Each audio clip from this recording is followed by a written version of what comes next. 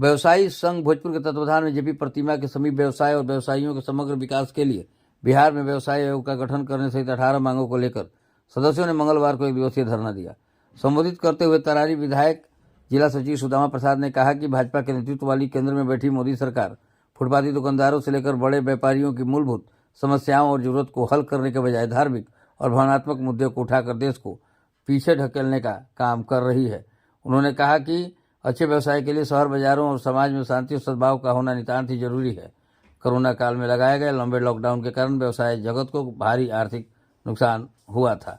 संबोधित करने वालों में जिला अध्यक्ष सुरेंद्र प्रसाद सिंह, गढ़हनी के जिला अध्यक्ष श्रीनिवास यादव, सुनील नैयर, माया शंकर राय, मोहम्मद साबुद्दीन खान, गोट फिरोज अहमद, कलावती देवी, कृष्णरंजन गुप्ता, सुरेंद्र प्रसाद, उमाशंकर सिंह, रमेश्वर प्रसाद शाह, संजय महासेठ, अमित कुमार बंटी, राजनाथ राम सहित काफी संख्या में सदस्य मौजूद थे। एक शिष्टमंडल सुदामा प्रसाद विधायक के नेतृत्व में डीएम राजकुमार से मिलकर उनको ज्ञापन दिया। बैठे हुए इसका मुख्य मुद्दा ये है कि हम लोग आज शहर में जो व्यवसायियों के साथ लगातार गुंडागर्दी, रंगदारी और हत्याएं हो रही है और लॉकडाउन के बाद हम लोग पैकेज का मांग किए थे जो पूरा नहीं हुआ, उसका मेन मुद्दा यही है।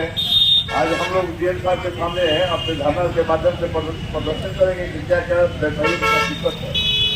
तो दोस्तों, आज इस व्यवसायिक संघ जो है अपने व्यथा को सभी लोगों के सामने डीएम साहब के सामने रखेगा और इस पर जरूर रूप से काम करने का जरूरत रहेगा। धन्यवाद। मैं व्यवसायी संघ भोजपुर की ओर से जिलाधिकारी के समक्ष धरना है और हम लोग इस धरना के माध्यम से मांग करते हैं बिहार सरकार से, केंद्र सरकार से भी कि बिहार और देश में व्यवसाय और व्यवसायियों के समग्र विकास के लिए व्यवसायी आयोग का गठन किया जाए।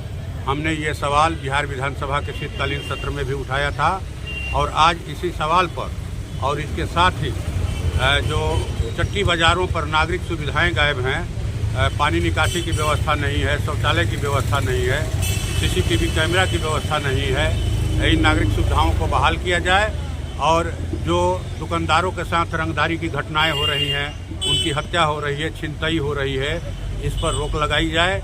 ये हमारी मूल जो मांग है। और इसके साथ साथ जो पिछले दिनों केंद्र सरकार ने जीएसटी लगाया, उसमें खाद्य पदार्थों पर भी जीएसटी लगाया, छोटे मझोले व्यवसायियों पर लगाया। तो हम लोग इस धरना के माध्यम से मांग करते हैं कि छोटे मझोले व्यवसायियों पर से और खाद्य पदार्थों पर से जीएसटी वापस लिया जाए और जीएसटी की प्रक्रिया को सरल बनाया जाए। हम लोग इस जिले में यहाँ के व्यवसायी पूरे बिहार में सबसे ज़्यादा जीएसटी देते हैं, लेकिन इन्हें मैंने कहा जाए कि कोई भी सुविधा नहीं मिलती है। जिन सुविधाओं का हमने जिक्र किया, सरकार उन सुविधाओं को बहाल करे और पीडीएस दुकानदार 1 जनवरी से हड़ताल पर हैं। वो अपना मानदेय तय करवाना चाहते हैं कि भाई 80 पैसा जो मिलता है ये कमीशन, इससे काम नहीं चलता है, इससे हमारा परिवार नहीं चल रहा है, मानदेय तय किया जाए।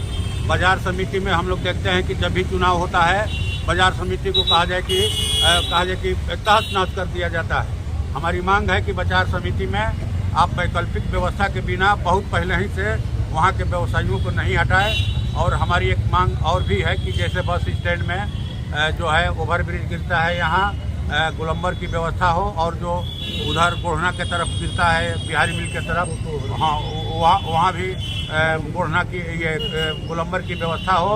और हाँ वो जो है यहाँ जो आपको गुमटी पर फुट ओवरब्रिज तत्काल बनाए। यहाँ के माननीय सांसद महोदय का, यहाँ के मंत्री जी का ये वायदा था, वो वायदा पूरा नहीं हुआ। यह शहर में ऊर्जा मंत्री हैं लेकिन उस पर कोई ध्यान नहीं है, अभी तक अंडरग्राउंड वायरिंग नहीं हुई। और जो सरकार ने फरमान जारी किया है कि तमाम सरकारी कार्यों में भवन निर्माण में सीमेंट के ईंट का प्रयोग होगा।